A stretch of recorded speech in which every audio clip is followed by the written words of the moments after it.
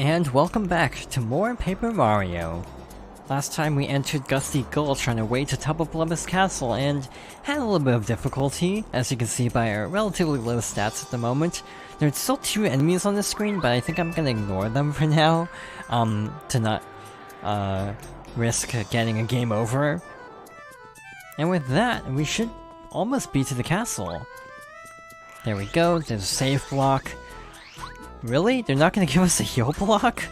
That's a little bit odd, actually. Alright, so in here we have these little UFO enemies that will try to kick us out of the castle, but luckily we have Bo to make us invisible, so no worries. These are Clubbas, and these are interesting because there's a sneaking mechanic.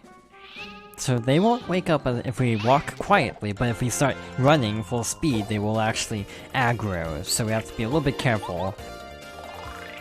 This is a Clubba. Clubbas are the main guards of Tubba Blubba's castle. Max HP 8, attack power 3, defense power 0. They often sleep on the job, but if you walk very slowly, they won't wake up. They may look big, but if you use the action command perfectly, they're not so tough. Easy for you to say, Goombario. I'm not gonna chance it. I'm gonna lullaby. Hope it works. If it doesn't work, we might be in trouble. We actively might be in trouble if this doesn't work, now that I think about it. Okay, that's good enough. 4 turns is quite a long time to be asleep, so, that's actually really good. Another thing I'm not aware of is, does this count as spike damage? Okay, so it doesn't count as spike damage. Neat. Just to reiterate, these enemies attack with a club, hence the name, therefore Zap Tap is not helpful against them. Clubbas are also basically the only enemy you really see in here, so Zap Tap is not going to help you whatsoever. That's why I unequipped it, because it's just really not helpful. There's a badge there, but we need to drop in from above, it looks like. Reminder, you might not want to spin everywhere. Never mind, this one's awake as is, so we can actually just do that. It actually worked out for us last time, so let's see if we can go 2 for 2 here. Probably not, to be honest, but we'll see. Hey, even better. I am gonna pass, actually, because I'm not sure if it will wake up if we attack it. It doesn't. Okay, so I just wasted an attack, basically. No big deal, there's still a couple turns left. But yeah, battles get a little bit intimidating. I was talking a little bit last time about parallels, about how, you know, this Chapter 3 doesn't really parallel Thousand Doors Chapter 3 like the first chapter does. But I have to take it back because I just now remembered, yeah, there's totally a bunch of Clubbas, or one Clubba as your main antagonist of Thousand Door Chapter 3, so there was a little bit of a connection there.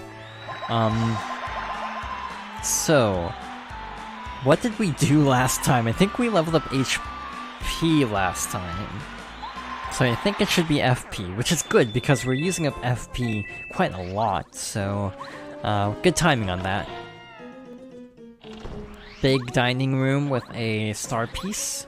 Got stairs down here. This place is cool. I like the idea of Tubba Blubba being so huge. That basically everything is scaled up to his size, and as a result, everything feels small around Mario by comparison. Or Mario feels small in comparison to everything else. Unfortunately, Bo's attack doesn't go up. What happens is she does an extra attack, so she does 5 damage, but still 1 at a time, therefore, still not that great. Oh, you're Mario. Nice place, huh? As a matter of fact, I came to this castle with my friends to try to find Tubba Blubba's weak point. We managed to find out that there's something important hidden in Tubba Blubba's room on the highest floor. But once I got separated from my friends, I just had to hide. But you could go. First, you need to get to the uppermost floor, and then keep going until you find his room. If you happen to run into Tubba Blubba, don't, I repeat, don't fight with him. He's invincible, really, until you find out his secret weakness. You'd better just run away, you got that? Thanks, game, for giving me a heal block as soon as I don't need it, but oh well. I feel like that's just a me thing, where it's like, I worry about health, and then I heal, and then as soon as I heal, I end up finding a heal point. At the time of recording this, I just, last week, finished up Final Fantasy VII Remake on my own time. That happens so many times. The way that game works, to go into it a little bit, there are various benches you can sit on to recover HP, and also, like, MP.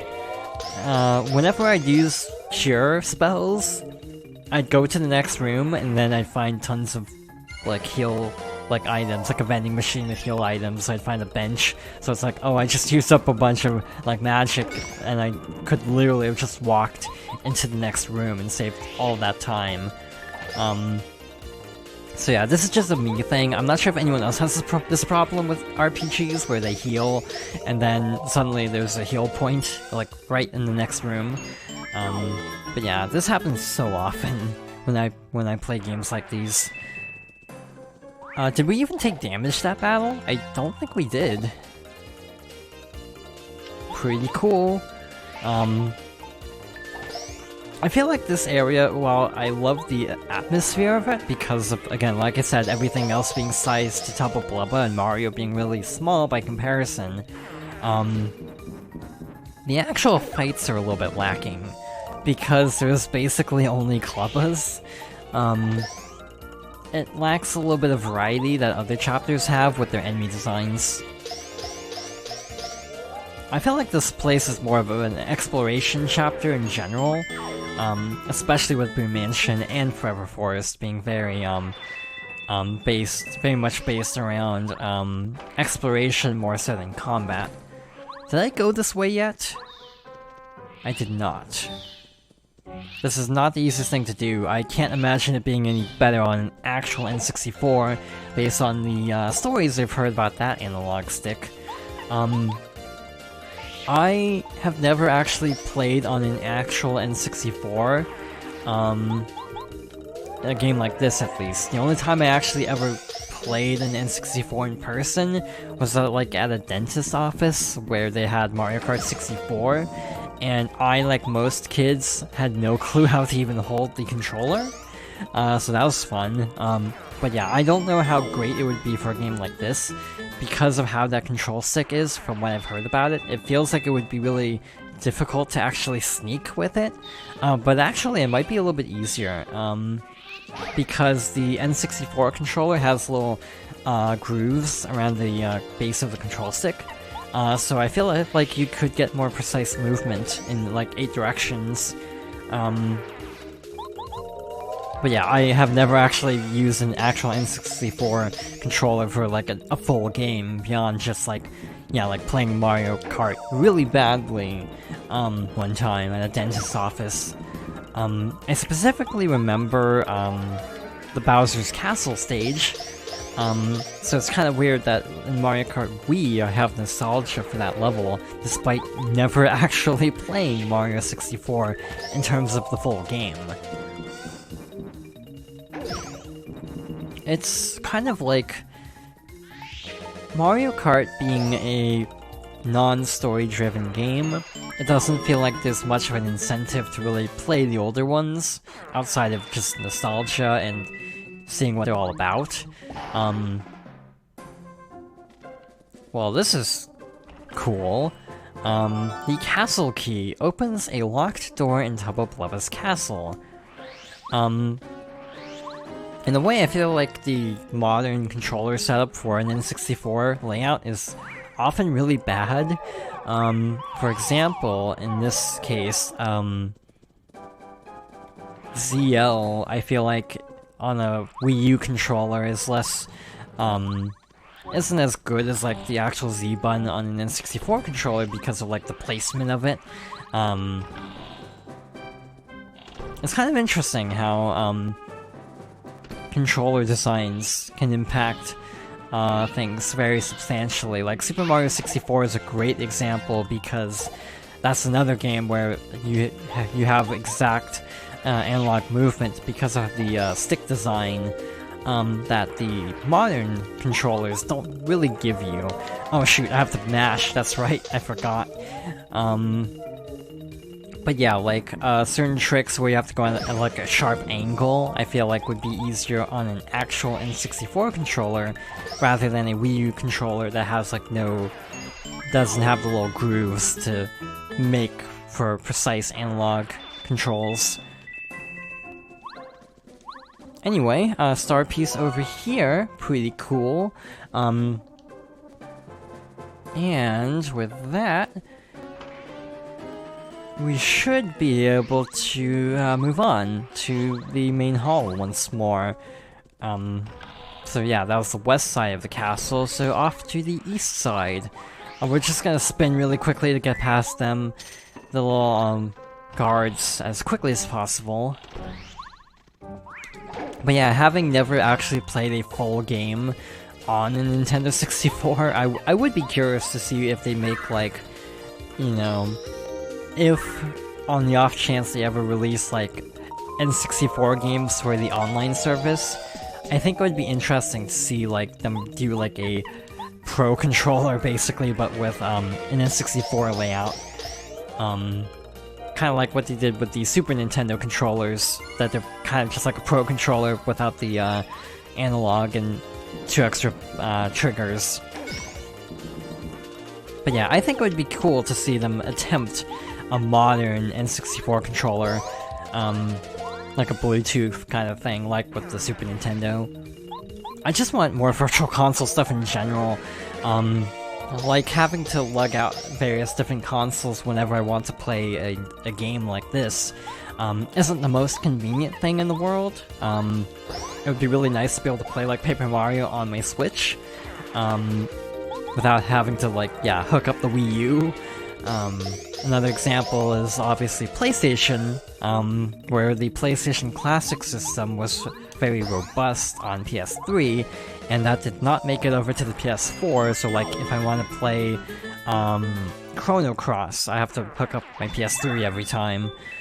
So yeah, I really hope as we go forward, more older games start making it over, because I feel like that is one area where this last gen has actually been kind of bad. 6th gen and 7th gen, I feel like we're a little bit better about bringing over older games, or at least having back compatibility. Quite frankly, the 8th gen has been pretty lackluster for older content beyond like ports of relatively recent games. I would love a full remake of this game in the style of, like, the graphics style of, like, Thousand Year Door, I think would hold up well for this. I'm not sure if Color Splash's style, as much as it fits that game, I'm not sure if that would mesh with this world. It might be too overtly, like, craft-like to actually really fit this style of Paper Mario that kind of didn't lean into the craft look as much. But still, I feel like this game could use a remaster. I mean, it is available on the Wii U Virtual Console, but like, how many people own Wii U's? And also, you know that service won't be around forever. The Wii Virtual Console got shut down a while ago, which is honestly kind of a shame, I find, because that had a lot of really good content. Let's try out this Dizzy Dial, by the way. I've been kind of on autopilot going through these battles. Oh wow, that was really not helpful. We will not get experience from this, but I want to demonstrate this. Spook. This is not easy.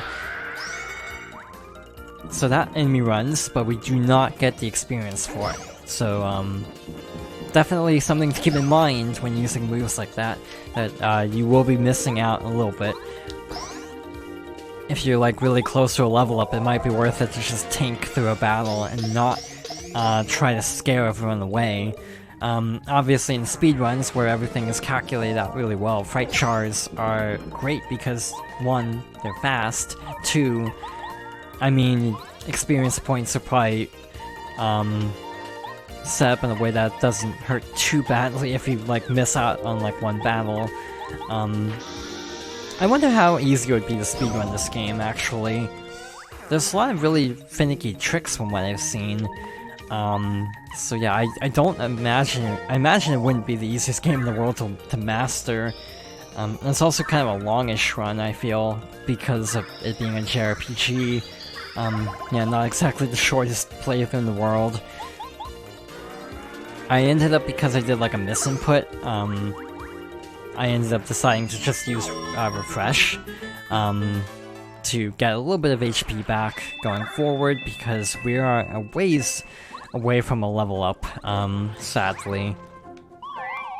So I would recommend possibly having Bo in your party most of the time in this dungeon, because if you level up, she has 5 HP. She does 5 HP of damage at a time, which isn't bad. Clubbas only have 0 defense, so Bo has no problem dealing with them. And also, so you don't have to constantly swap out party members when you encounter a sentinel enemy. Alright. That should do 5, so 1 more hit should be sufficient. Merly really isn't coming in handy. Case in point, it has 3 HP, we'd finish it off anyway, and yet, doubled attack power, sure, why not? Not even doubled, it's like 3 more. I could really go for another heal, so I might actually do something a little bit tricky here. So we have a cracked wall, like so. There should be another, yeah, there we go. As Bombette has a cooldown, you have to kind of be a little bit careful, not to get caught while waiting for Bombette to reactivate like that. Here's the room we saw earlier, and this is what I'm thinking of doing. There was a heal block earlier. The D-down jump badge disables an enemy's defense power and causes some damage. Because there was a heal block down this hallway, I think I will go back and heal just to be on the safe side. By the way, there's still a star piece that we actually haven't gotten yet. I think it's further down this hallway on the top floor, and then we drop down from the ceiling. But as I was saying, because I'm in such bad shape, I think I'm gonna take an opportunity to level up, not level up, heal, while we're on this side of the castle anyway. And I'm getting extremely lost. I find these 2 staircases look very similar at a glance. One has a Klubba, one has a guard. So yeah, they tend to kind of run together in my mind. Actually, I think both do lead to the same place. But yeah, we should be in better shape now. No worries. But yeah, this is a pretty cool area, but it's also very confusing, and yeah, I wish they had, like, 1 more enemy type. By the way, I didn't actually say what those do. They kick you out of the castle. So we definitely do not want to get caught. Actually, it would be faster to get caught by them than to walk out at this point from where we are. Either way, I think we are going to call things here, and next time we will head deeper into the castle, or higher up the castle. So thank you for watching, and I hope you'll join me next time for more Paper Mario.